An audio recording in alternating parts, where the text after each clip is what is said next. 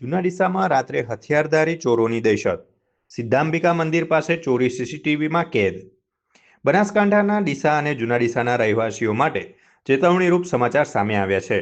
જૂના ડીસા વિસ્તારમાં રાત્રિના સમયે હથિયારધારી ચોરોની ટોળકી ફરી રહી હોવાની ઘટના સામે આવી છે. સિદ્ધાંબિકા મંદિર પાસે ગઈ રાત્રે ચોરીની ઘટના બની હતી, જે સીસીટીવી કેમેરામાં કેદ થઈ છે. સતત વધી રહેલી ચોરીની ઘટનાઓથી વિસ્તારમાં ભયનો માહોલ સર્જાયો છે અને પોલીસના નાઇટ પેટ્રોલિંગ સામે સવાલો ઊભા થયા છે. બનાસકાંઠા ડીસાના જૂના ડીસાના ખાડિયાવાસ વિસ્તારમાં આવેલા સિદ્ધાંબિકા મંદિર નજીક ગઈ રાત્રે ચોરીની ઘટના બની હતી.